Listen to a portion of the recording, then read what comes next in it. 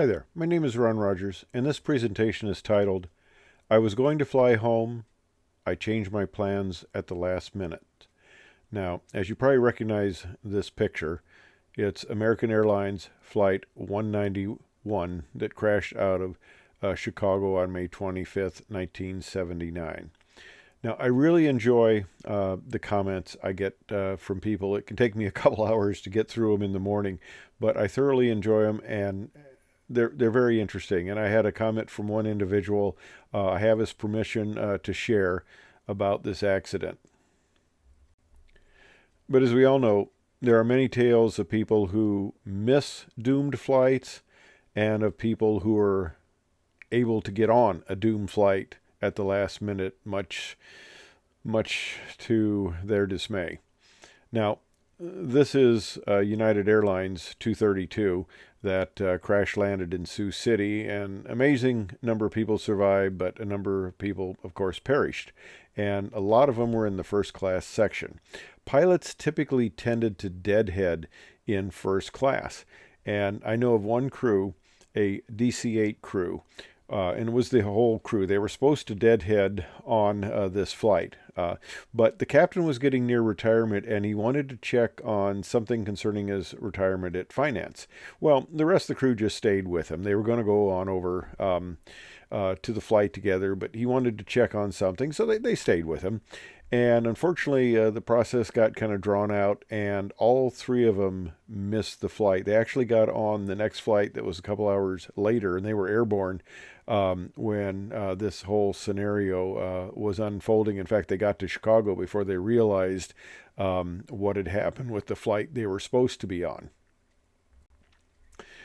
But I have a letter from a gentleman that he has given me permission to read, and it's very poignant, and I want to read it. Number one engine out. I had a ticket on American Airlines flight, a DC-10, decades ago. It was a flight that I missed, and it affected my entire life. A DC-10 lost number one engine, literally. The pylon mounts broke off and the engine skidded down the runway. It got 300 feet, rolled 110 degrees nose down to the left, and killed 271 people on board and 2 unlucky guys at work on the ground.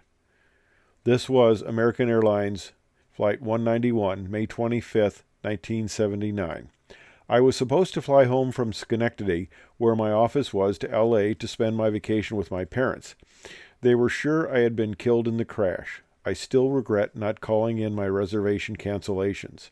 Albany to O'Hare on Eastern, O'Hare to LAX on American.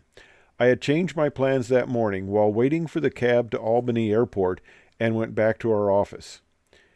It was a long story, and I had to tell it many times. 22 years after the crash, I met a lady who was a flight attendant for American who did the San Jose, California to Narita, Japan, and back once a week on 777s, her favorite airplane. I met her randomly at a flea market as I was leaving. When I found out that she was currently an American Airlines flight attendant, I told her and her sister of my close call with American Airlines 191. They both burst into tears out of the blue. It turned out that a flight attendant who perished on 191 had been roommates with this lady in Dallas and San Diego bases in the 1970s. Her name was Nancy Sullivan. We hit it off and became a couple for the next 9 years. I met a ton of American Airlines flight attendants in the 9 years and had to repeat my near miss on American Airlines 191 many times. There were a lot of insider stories and coincidences that boggle my mind. American Airlines 191 is forever woven into my life. Had I gone home that day in 1979, I would have died at the age of 26. My parents and brother all passed away, and they always refused to speak about that day. They went for hours thinking that I had been killed. Every May 25th, I sat in a quiet place and read the names of all 273 people. It's the hardest day when the day falls on Friday, and I relive that whole week in my head.